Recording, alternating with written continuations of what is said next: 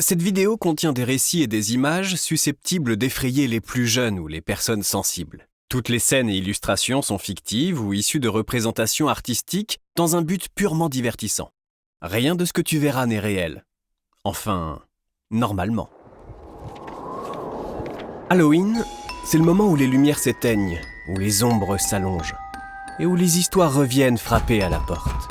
Pour cette spéciale Halloween, on a rassemblé 10 légendes terrifiantes. Certaines viennent du folklore d'Halloween, d'autres du reste du monde.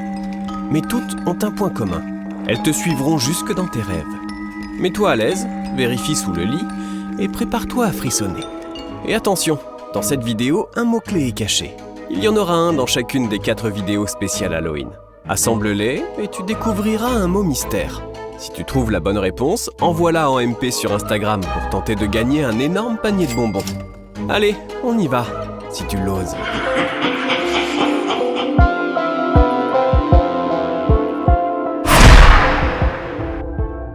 Jack-o'-lanterne, Irlande. Avant la citrouille lumineuse posée devant les maisons, il y avait Jack l'Avare, un forgeron irlandais aussi rusé que méprisable.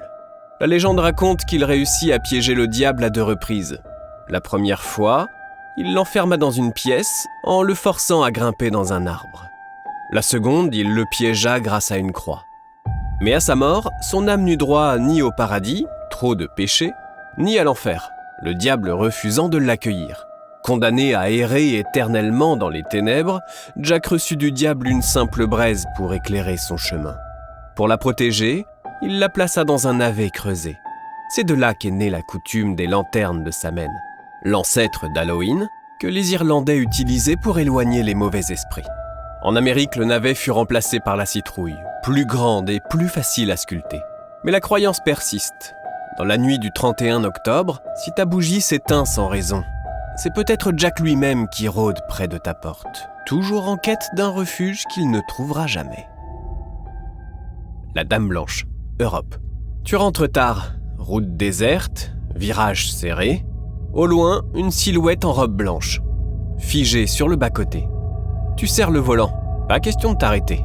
Mais l'air se glace d'un coup, la radio se met à grésiller, tu jettes un œil au rétroviseur, elle est là, sur la banquette arrière, silencieuse, le visage flou, noyé de larmes, ses mains tremblent sur l'appui-tête. Tu veux parler, mais ta gorge se bloque. Tu continues à rouler, le cœur prêt à exploser. Soudain, elle murmure d'une voix étranglée « Ralentis !» Tu obéis sans réfléchir. Le virage arrive, la voiture mord la ligne et passe. Tu souffles, tu regardes à nouveau dans le rétro. Elle a disparu. La Dame Blanche, c'est la légende qui s'invite sur les routes nocturnes, rappelant que la nuit n'efface jamais vraiment les drames. Si tu dois conduire ce soir, n'ouvre pas trop grand les yeux sur le bas-côté. Et si tu croises la Dame Blanche, ne fixe jamais son reflet dans le rétroviseur. Certaines vérités n'aiment pas être regardées en face. Le cavalier sans tête. Sleepy Hollow, États-Unis.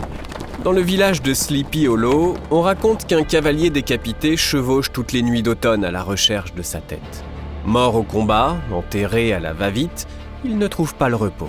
Sa marque ? Le bruit sourd des sabots dans la brume, une silhouette noire au galop et cette citrouille lanterne qu'il jette comme un avertissement.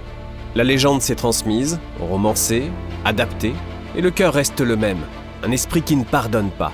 On le voit près des ponts, dans les allées bordées d'arbres où les branches crochues ressemblent à des doigts. Les anciens disent qu'il ne peut traverser l'eau, que la lisière d'un pont le retient. D'autres jurent l'avoir vu passer de l'autre côté. Si tu entends un cheval au milieu de la nuit, ne cherche pas la logique. Couche-toi, éteins tout, et prie pour que le cavalier ne s'arrête pas devant ta porte, parce qu'il prendra n'importe quelle tête en attendant la sienne. Bloody Mary, États-Unis. Éteins la lumière. Place-toi devant un miroir, chuchote 3 fois son nom. Bloody Mary, Bloody Mary, Bloody Mary. On dit que son visage apparaît, défiguré de rage, et que la glace devient plus froide que la nuit. L'origine, assez floue justement. Reine controversée, sorcière, victime de bûchers, femme arrachée à son enfant, peu importe. Ce qui compte, c'est le rituel. Les ados s'y frottent pour se prouver leur courage. Et finissent par jurer avoir vu une ombre derrière eux, des griffures sur la buée ou un rictus dans la pénombre.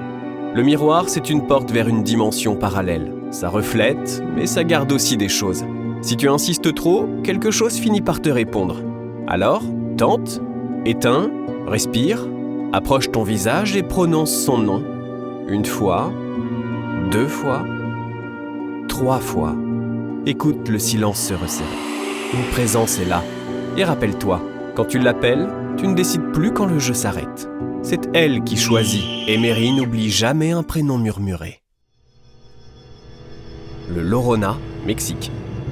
La pleureuse, une femme en blanc, au bord des rivières, qui gémit la nuit en appelant ses enfants. Selon la légende, elle les aurait noyés dans un accès de désespoir, avant de se jeter à l'eau. Depuis, elle erre, prisonnière de sa faute, cherchant des âmes pour remplacer celles qu'elle a perdues.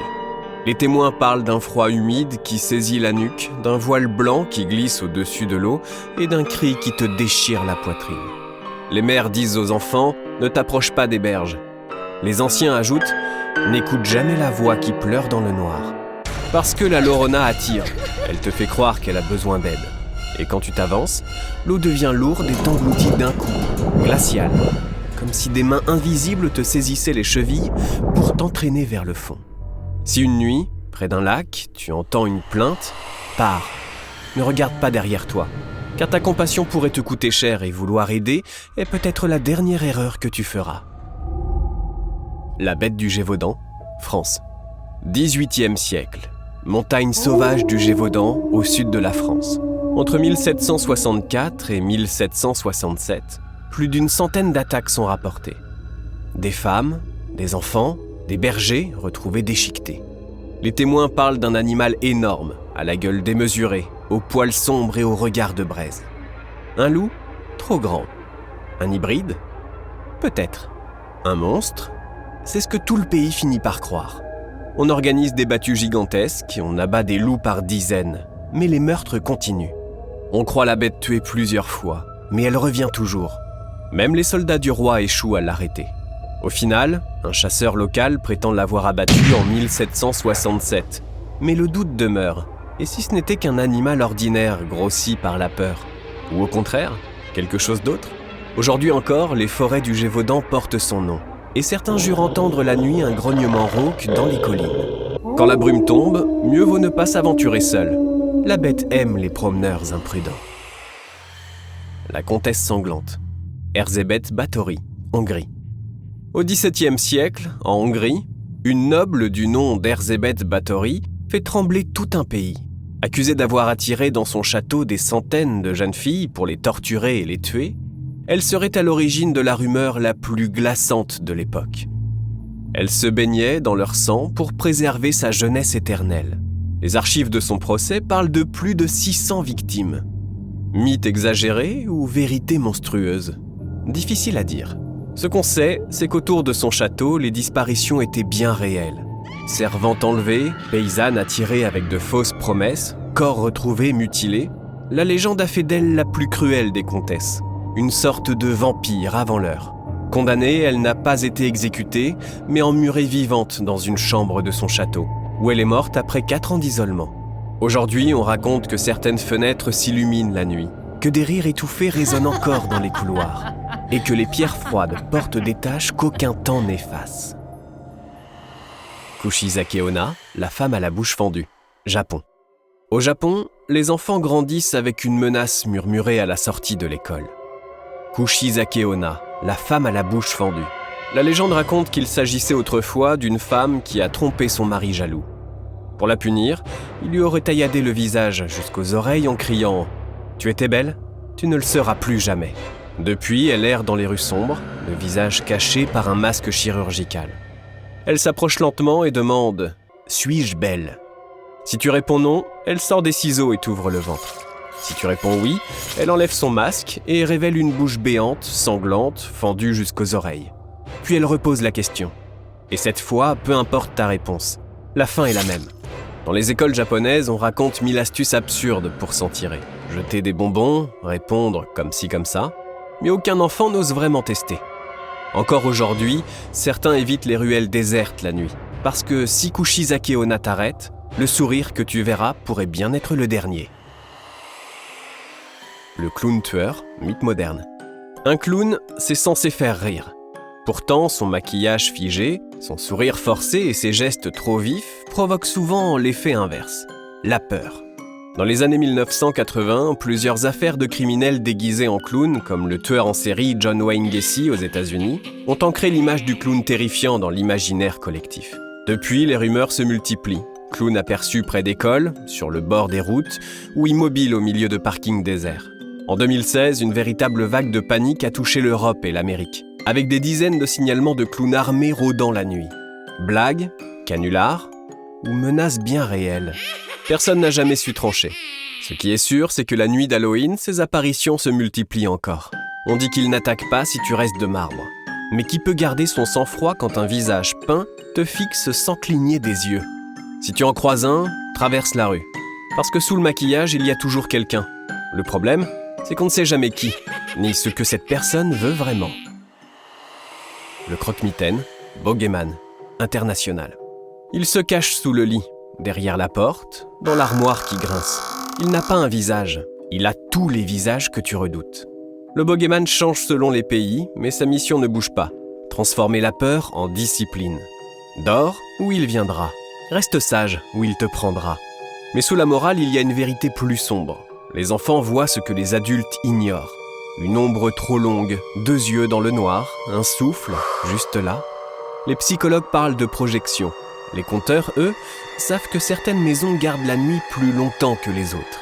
À Halloween, cette frontière est fine. Alors, si ta porte d'armoire s'en trouve toute seule, n'approche pas.